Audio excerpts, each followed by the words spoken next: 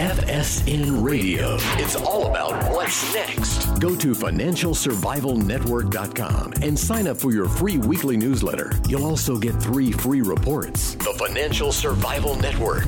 It's all about what's next. Welcome. You are listening to the Financial Survival Network. I'm Kerry Lutz. Today is March 21st, 2017. And, well, if you got to see the hearings yesterday, even if you didn't miss much. I mean, Congress is probably the lowest form of theater. If you picture a Broadway show that closes after the first night, then Congress comes in somewhere below that. It really is pathetic, the hearings that take place. I'm talking about the hearings on the Russia-Trump links, the Trump allegations that he was wiretapped, in quotes. Well, someone who knows a lot about all that is Bix Weir, our good friend. Bix, welcome back. Hey, thanks, Kerry. Nice to be with you. Always. So, hey, your theory, Trump is preparing for the collapse, and every day that goes by, his administration becomes more entrenched. And the more entrenched he becomes, the more panicked it seems that the elite criminal class becomes. Do I have that right? You have that exactly right. And it's funny watching those hearings about Russia and listening to the congressmen. I mean, they just sound so foolish now, the lies and the bizarre things that come out of their mouth. And the funny thing is, here's the funny thing I've been talking to friends about lately, is that they aren't saying anything different than they've always said. It's that we're waking up to it now. That is the startling part of it. And they've always just been mouthpieces, and they're supposed to write the laws of the United States, but they don't even read the laws of the United States. The laws are written by some third party who shall be named later. The whole Trump takedown is still in process. It's tough for him to root out all these bad guys out of the administration. They've been in there so long. But it's clear that it's happening, and it's a great thing for humanity. I think the next big roadblock he needs to get over is getting his Supreme Court justice in there, Gorsuch. I think after that, it clears a way for a lot of things to transpire, such as the takedown of, the pedophile situation, the revelations that Obama really was not necessarily wiretapping, let's say surveilling Trump during the election and before, the Hillary Clinton fraud at the Global Clinton Initiative. You can just go down the line. Interesting thing, I saw that Uma Abedin was at Disneyland yesterday. Really? And she, I don't know why she hasn't gone back to Saudi Arabia, because she's knee deep in this stuff. Most likely the FBI won't let her leave the country yet. It's really interesting what's going on now. She's in Disney. That's about the funniest thing I've ever heard. I guess, I saw a rumor that Anthony Weiner was in witness protection now. I don't believe it, but it sure is a great story. Oh, I think he would be. I think definitely he was it was his laptop, theoretically, that all this stuff was discovered on. If they can take out Weiner, take out Abedin, and then destroy the tapes and the videotapes and the audio tapes and all the emails. But I think they're just too widely distributed now within the Justice Department for that to happen. So we're just waiting on the revelations. And they might even come out of WikiLeaks instead of the Trump administration, only because of the animosity between Trump and Clinton. Yeah. And look, the funniest thing is NYPD has them too. So if the NYPD has them, then God only knows where they are. Oh, they're all there. They're not getting lost. There's dozens of copies all around the good guys, as I call them, the people who are trying to take down the bad guys, the entrenched deep state in the United States. They have the goods. They also have the wiretapping information. They also have the Obama birth certificate information. It's going to be really interesting, because right now we have a country that's kind of half split. They either hate Trump or they like Trump. But when all this information comes out that Trump was telling the truth the whole time about all these issues that are so controversial to the left, you're going to have 99% of the population loving Trump and thanking him for freeing us from these criminals. Yeah, you really think it's going to come out, huh? And it has to. It has to come out. Yeah, the Trump truth bombs are coming. Hey, well, I wonder why he's waiting. Is he waiting for exactly the right moment? Or I think, what, there's two. Well, a few things. One, when this stuff comes out, everything falls apart. It's a third of Congress supposedly is implicated in the pedophile situation. So you really do have a constitutional crisis when you literally remove a third of Congress immediately. You got the banking system that will implode overnight when this stuff comes out, because they're also going to stop the market rigging. And to stop the market rigging, because you can't expose all the crimes and leave the biggest crime of all, the market rigging. Maybe not the biggest, but one of the most important, the market rigging, unexposed. So it's going to be a full truth dump. Trump is waiting to take some of these entrenched people out of the administration, and two, to get the right people in the right places. I think Gorsuch is a big hurdle to get him on the Supreme Court. But will the Supreme Court even have any power at all when the system falls apart? And how many Supreme Court justices were involved in either covering up the pedophile stuff or other crimes, and how many are actually involved in the pedophile stuff? So, it's getting really to that crunch point. And again, I go back to Trump wants things to crash early rather than later. He doesn't want to fix half the stuff and then have the system fall apart.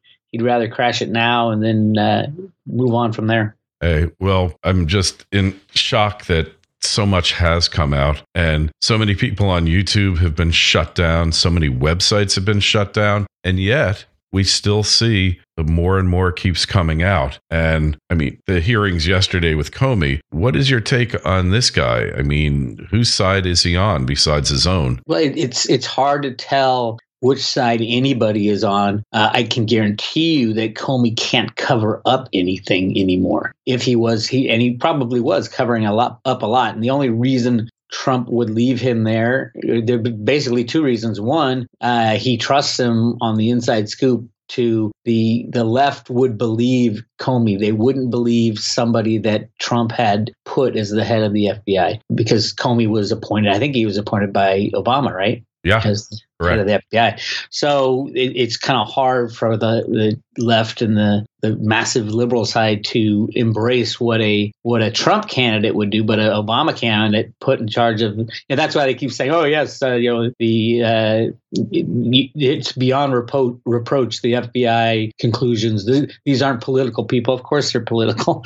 They're massively political. They're in Washington. They're political. Yeah, but it could be also that Trump's knowing that he's going to have to fire probably half of his administration, and you got to have fall guys out there to take out. Comey might be one of them. I believe Steve Mnuchin will be one of them, the Goldman Sachs computer rigger that is now our Treasury Secretary. And and when the stuff falls down, Trump is going to be in charge of the reorganization of the United States bankruptcy, the global bankruptcy, really. Yeah. So there's going to be a pretty chaotic time. So is Bitcoin going to disappear, or is Bitcoin going to become the reserve currency? I would say somewhere in the middle. No, well, not the middle on disappear. Bitcoin's going nowhere. There's millions of people who are participating in it now. It doesn't need the system to stay together for Bitcoin to continue. So Bitcoin, it'll be around. I think the central banks and the governments of the world will fight the full implementation, but there will be people implementing it. Like China has huge plans for Bitcoin for their population. That's 1.2 billion people that are going to be going on to Bitcoin. And then the rest of the countries will follow when they see how well a Bitcoin based system works. I actually have a little bit of insider information on the Federal Reserve and blockchain technology. So they're let's hear it. What's your inside information? So this is coming third hand. So second hand, a good friend of mine, friends with a person in the Federal Reserve who's actually responsible for blockchain technology. And they're working very closely with our so-called allies in Europe on the technology now. Okay. I don't have the exact details, but they're acutely aware of it. And I think it means that probably blockchain currencies are the future. I would agree with that to an extent. I think if you're going to use the blockchain, you might as well use Bitcoin, because without Bitcoin, you don't have the blockchain. And I mean, the technology type of, will they try to create a Federal Reserve blockchain. Yeah, that's Bitcoin. what I'm thinking here. I don't think so at all, because the key to the blockchain technology is decentralized control. Mm-hmm. And the key to the Federal Reserve System is centralized control. So they're exact opposites. It takes a lot of trust. totally aware of that. However, I think they're getting to the point, they know that China's doing it now. And like I say, this person is responsible for all this.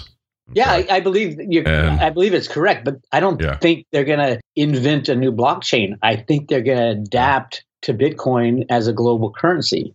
Well, and that's, the Federal Reserve, I believe, and this is my own belief, this is the deep side of the hidden technology. Mm-hmm. I believe Alan Greenspan was intensely involved in the creation of Bitcoin for a few reasons. One, he's the world's oldest computer programmer, the best computer programmer in the history of the world that people don't even know about. He invented the electronic asset. So was he involved in the creation of Bitcoin when he left the Fed and then didn't say a word from 2006 to 2008 or 9? In 2009, Bitcoin comes out and Greenspan says we need to go back to gold. I wonder, but I know he was involved in some way. We already know the CIA was involved. Yeah. Well, it's interesting because I know this is factual. We know for sure that they are working on it now. They are. Yes. And they're very, very involved in it. And there's no laws that have been passed that are anti-Bitcoin in the United States. As a matter of fact, it's exactly the opposite in China. They're cleaning up the exchanges so that they can move on to a Bitcoin type of currency system. Yeah. So we know that they're doing it. There's not a question. I know this information 100% correct. I got it from the most credible person I know. Anything he tells me, I know is true. So they're heavily involved in it. Heavily. So it's just interesting. So we're going to have to see what's going to happen, whether each country does their own or they just buy into Bitcoin. The interesting thing is that Bitcoin stops being a speculative investment at that point. Bitcoin becomes a true money, effectively, although it has no independent value like gold. Okay. Wait. That's a slippery slope. What gives gold value?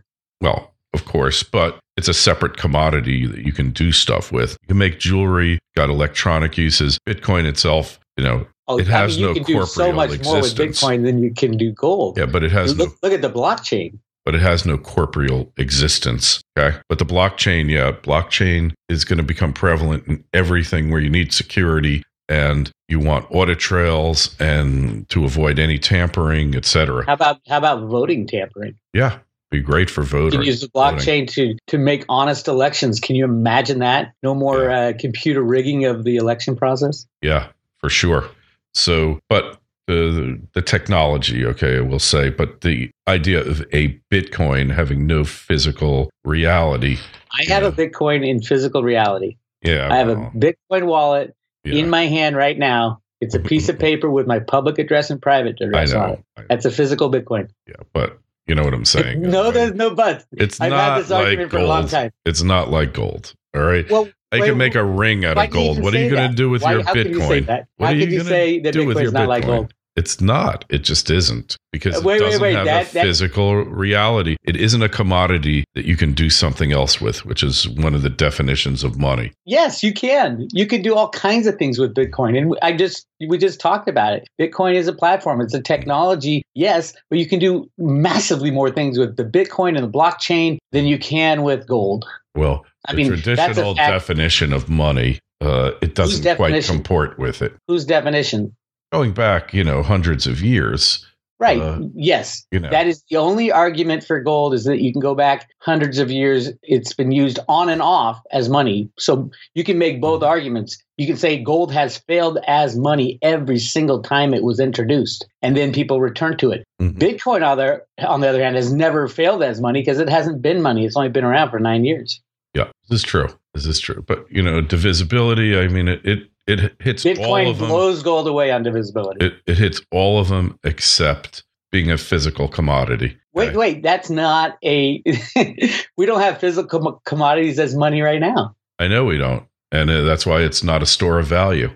Because it's our existing money is not a store of value. A lot of people would argue that electronic blips are not a store of value, since right, exactly 99.9% of the population right now stores their value in electronic blips. Right, and that these are fun conversations. I don't mean to be controversial. No, hey, but I totally know where you're coming from. I get it. I used to argue the same point, and then I woke up to the fact that I was being constrained by an old way of thinking, and I woke up to the fact that the world has changed, and it is continuing to change. Unless you change with it, you're going to be left with all the gold bugs sitting there with an ounce of gold in your hand, saying, "Okay, I'm ready to go back onto a gold standard." When every country in the world is like, "We don't even need a gold standard. We've got Bitcoin. We've got other things we can use now." Yeah, well, so you think gold will not be money when all is said and done? It won't be a store of value?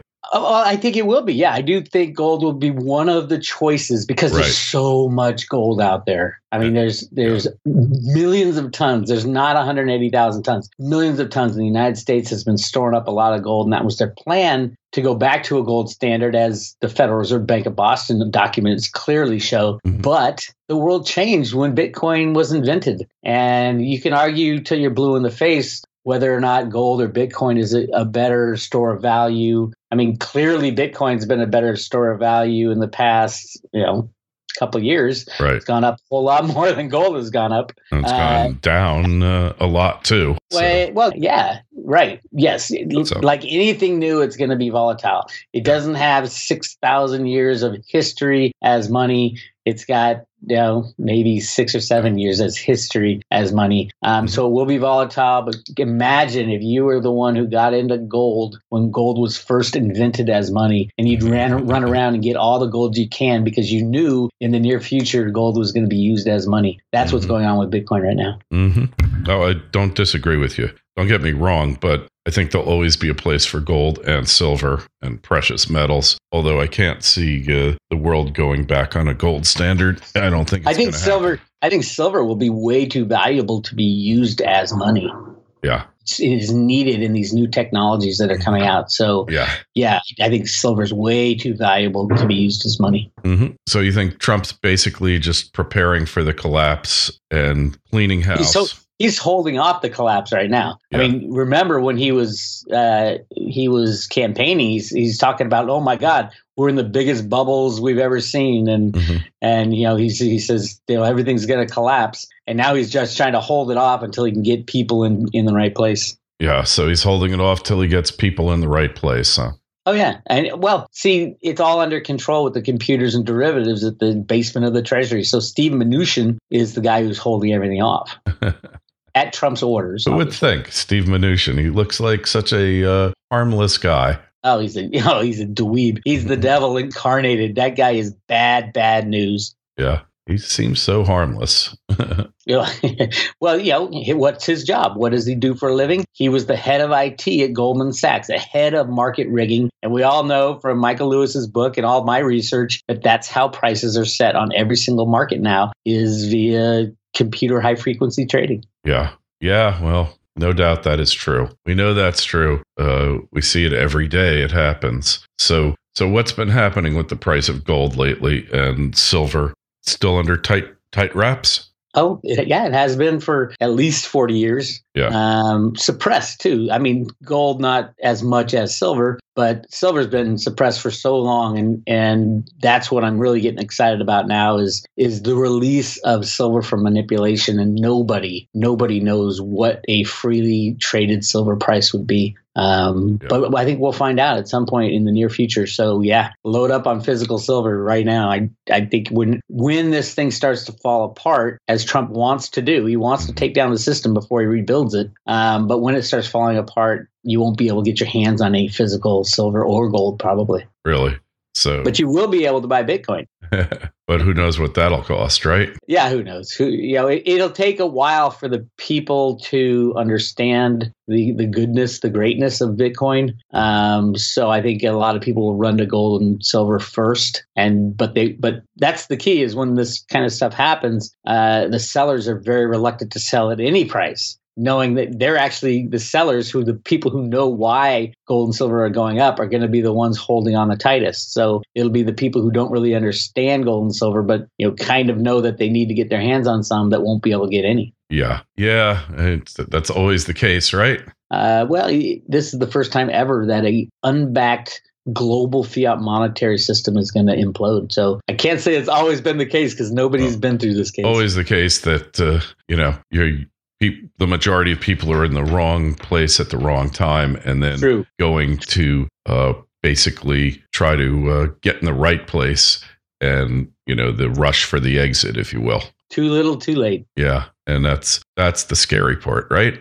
Well, the scary part and the part that would free us, because we are not free anymore. There are no free markets. So is it scary that free markets are going to come back into our system at some point? I think it is needed. It's either that or be under the control of these masters of our universe, which are being thrown out. They're all being thrown out right now, which is a great thing. Yeah. So time frame, you got any opinions on that? It didn't happen today. It might happen tomorrow, but I think definitely from my analysis of the Fed documents, from my analysis of the latest The World in 2017 Economist magazine cover, I think the turmoil starts in the first half of the year and then is done after the banks collapse, and we kind of rejigger the future by the end of the year. So we'll see.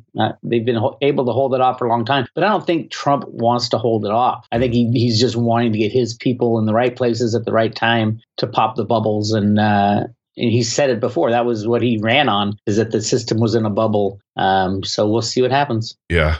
I guess we will see what happens, Bix.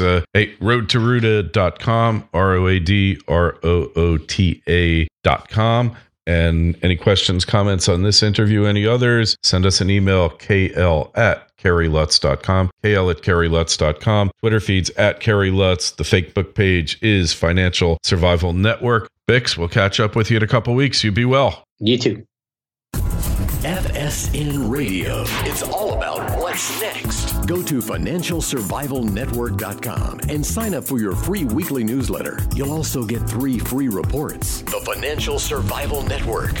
It's all about what's next.